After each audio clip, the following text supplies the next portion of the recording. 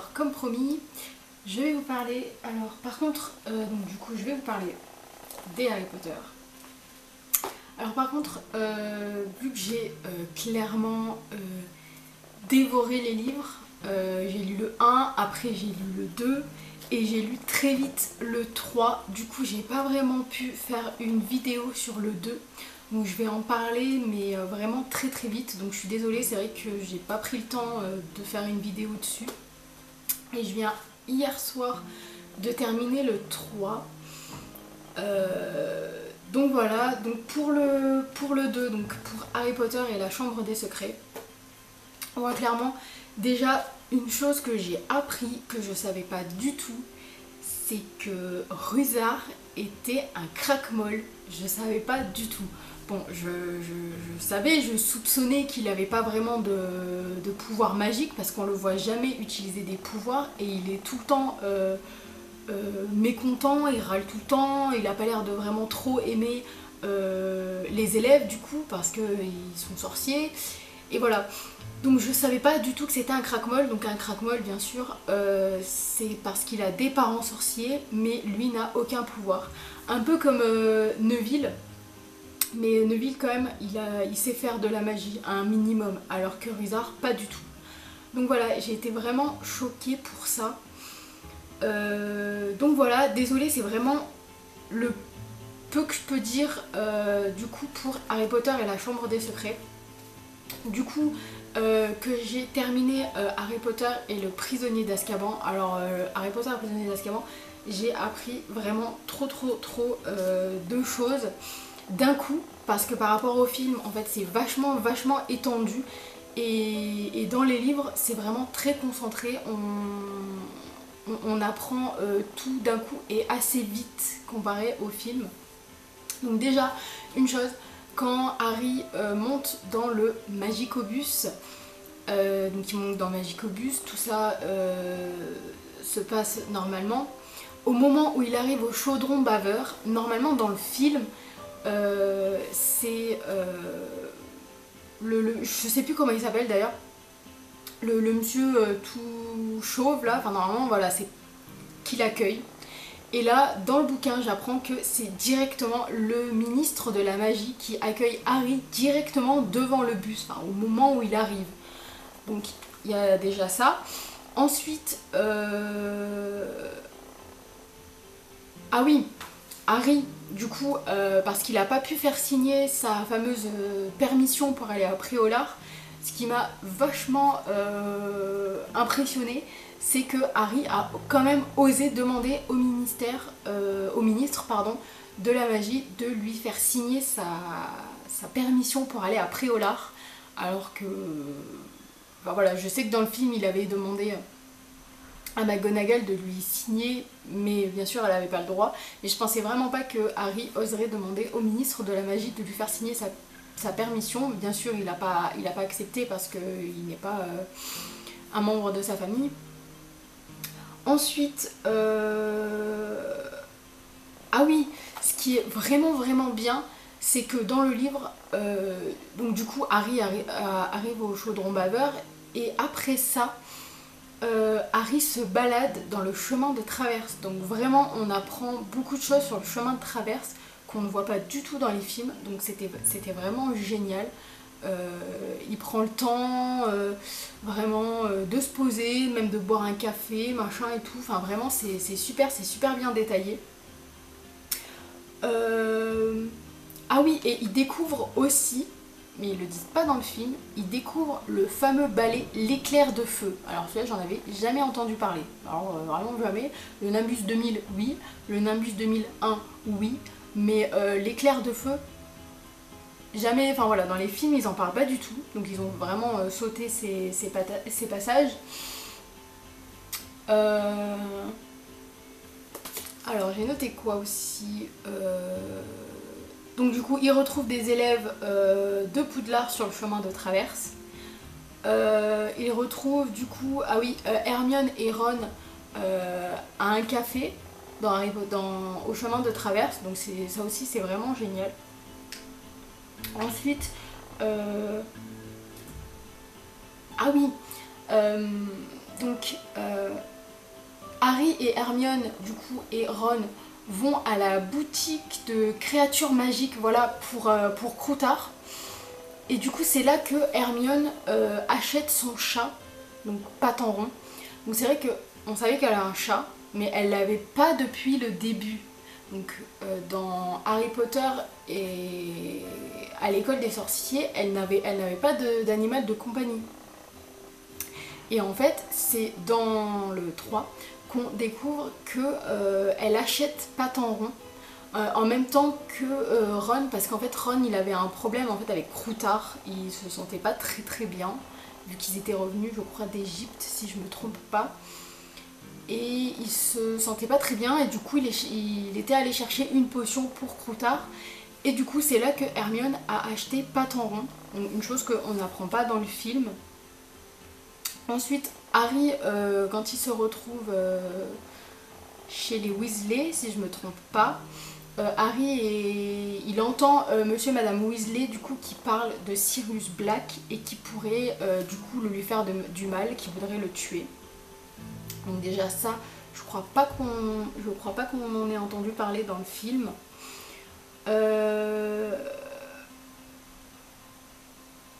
Donc voilà, enfin voilà, plein de choses. Ah oui, au niveau du train, quand ils arrivent à la gare de King Cross, qui sont prêts à aller à Poudlard, du coup Harry, Hermione et Ron rentrent dans le compartiment. Là, ils voient un professeur. Donc bien sûr, c'est le professeur Lupin. Jusque là, tout va bien. Ensuite, il y a une chose qui est différente que dans le film, c'est que déjà, au moment où les détraqueurs arrivent, le professeur déjà se réveille bien avant que Harry s'évanouisse. Et ensuite, dans le compartiment, normalement dans le film, il y a Harry, il y a Hermione, Ron et le professeur. Alors que dans le bouquin, il y a Harry, Ron, Hermione et Neville et Ginny qui sont aussi dans le même compartiment et qui voient tout ce qui se passe au moment où le détraqueur est arrivé et que Harry s'est évanoui. Et voilà, et qui s'est réveillé après. Voilà, Ginny était complètement choquée. Mais voilà, il y avait quand même Neville et Ginny dans le compartiment, une chose qu'ils n'ont pas mis dans les films. Ensuite, ah oui, donc du coup, arrivé après ça, donc après ce qui s'est passé dans le train, Harry, du coup, et Hermione se retrouvent dans le bureau de McGonagall et pour que Harry puisse voir l'infirmière Madame Pomfresh, vu qu'il s'était évanoui, elle voulait absolument lui donner du chocolat, voilà, elle voulait absolument qu'il passe par l'infirmerie, parce que vu qu'il avait été attaqué par un détraqueur, elle voulait pas laisser ça de côté, une chose qu'on ne voit pas dans le film. Ah oui, il y a une chose aussi dont je me suis aperçue, c'est le fantôme Pives. Pives, c'est comme le fantôme Nick Quasi-Sans-Tête, dont on entend beaucoup parler dans les films, mais Pives, c'est un fantôme de Gryffondor et qu'on n'en entend jamais parler dans les films, et pourtant dans les bouquins il y est tout le temps, il est tout le temps en train de faire des farces, il est jamais de bonne humeur, il est tout le temps en train de faire des conneries, et du coup c'est souvent sur les élèves que ça retombe. Mais voilà, ce fantôme, je l'ai découvert aussi, je savais pas du tout qui c'était. Ensuite, ah oui, le professeur Trelawney, donc celle qui est professeure de divination. Alors, j'étais vachement choquée parce que elle est dans le bouquin, on a vraiment l'impression qu'elle est beaucoup plus compétente, qu'elle sait vraiment des choses, alors que dans le film, pas du tout. Après, peut-être que parce que dans le bouquin, on arrive à plus à se l'imaginer et que peut-être c'est plus détaillé, du coup on a plus l'impression qu'elle est compétente et qu'elle sait plus de choses sur l'avenir que par rapport au film.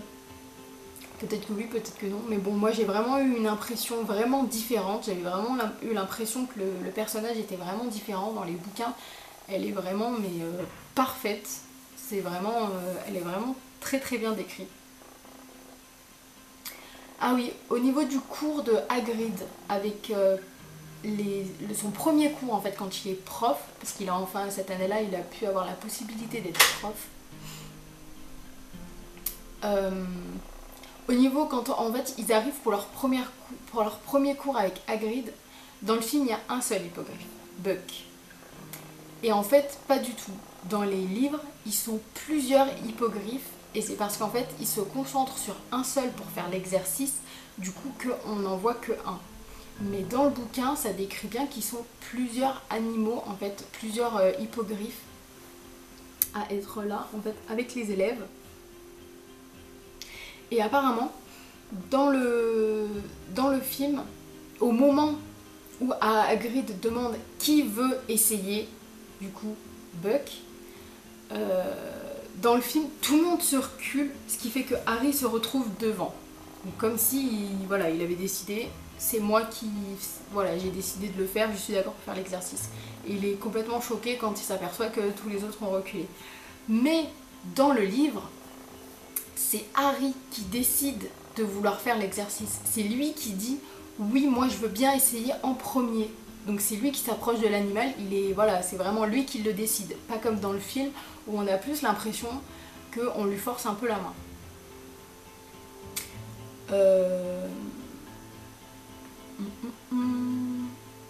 Ah oui, le coup aussi pour le cours de Lupin.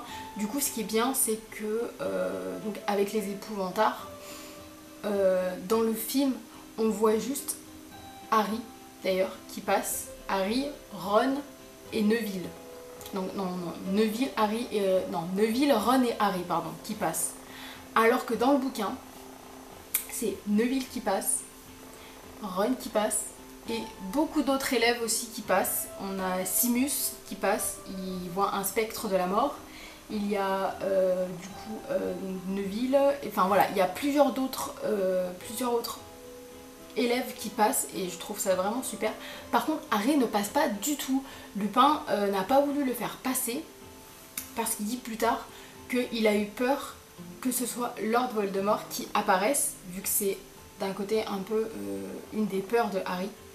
Alors qu'après, bien sûr, Harry explique que c'est pas Lord Voldemort qui aurait apparu, mais plutôt un détraqueur. Donc en fait, dans le bouquin, Harry ne passe pas du tout à cet exercice, on ne le voit pas du tout. Ensuite, ah oui, quand Ron et Harry partent à Préolard, donc ça c'est un truc que je me suis aperçue. En fait, déjà, dans le film, je crois qu'on les voit qu'une seule fois aller à Préolard, alors qu'en fait, dans le bouquin, ils y vont plusieurs fois. 3 fois, je crois, au moins, ou 4 fois. Donc voilà. Ah oui, au niveau de la griffure de la grosse dame, donc en fait celle qui tient la porte du dortoir des Gryffondor, au moment où elle se fait attaquer, qu'elle dit qu'il y a que Sirius Black est dans le château, dans le film, donc on voit la griffure sur le tableau, et finalement en fait elle s'est retrouvée dans un autre tableau, elle allait très bien, mais elle est partie dans un autre tableau. Ce qu'ils disent pas, c'est que dans le bouquin, la grosse dame s'est fait remplacer par un autre, je sais plus comment il s'appelle, par un autre portrait. Je l'ai marqué quelque part, mais je ne sais plus. Enfin voilà, elle se fait, pendant un moment en fait, elle se fait remplacer parce qu'elle a plus envie de revenir, parce qu'elle a peur. Donc pendant un bon moment, c'est un autre portrait qui tient la porte de Gryffondor. Et je crois que justement après il se fait virer parce que il a aidé Sirius Black à entrer dans le dortoir parce qu'il avait soi-disant tous les mots de passe. Enfin voilà. Du coup il s'est fait virer et c'est la grosse dame qui est revenue après. Donc je vais essayer de passer quelques trucs parce que je vais quand même pas tout vous dire. Ah oui, une chose quand même assez importante que moi j'ai trouvé, que ça m'a un peu choquée, c'est que déjà dans le prisonnier d'Azkaban, on apprend déjà qui est Cédric Diggory. Parce qu'à un moment donné, ils disent qu'il est le capitaine et qu'il devient le nouvel attrapeur de Poufsouffle au Quidditch parce que, et là aussi, Cho Chang, qu'on voit normalement dans les films beaucoup plus tard, parce qu'en fait, elle pouvait pas jouer à ce moment-là parce qu'elle est l'attrapeur de Poufsouffle. Poufsouffle ou ça? Oui, Poufsouffle, que je me trompe pas. Et du coup voilà, donc c'est là qu'on apprend quand même déjà l'existence de Cédric Diggory et de Cho Chang. C'est déjà voilà, dans le prisonnier d'Azkaban. Donc voilà, voilà, j'ai fait un petit récap. Donc franchement, moi je dévore les livres, clairement. J'adore, je suis toujours autant passionnée. Donc voilà, j'avais envie de vous faire voilà, mes petites impressions, les différences entre les livres et les films. Donc là, j'ai pas encore commencé, mais je vais bientôt commencer là. Harry Potter et la Coupe de Feu. Par contre, comme vous pouvez le voir, c'est quand même une bonne brique. Donc je pense que je vais mettre un peu plus de temps à le lire. Donc je pense pas qu'il y aura une vidéo tout de suite sur Harry Potter et la Coupe de Feu. Donc soyez patients. Et moi je vous dis vraiment à la prochaine. Prenez vraiment très très soin de vous. Je vous embrasse tous. Et à la prochaine les amis.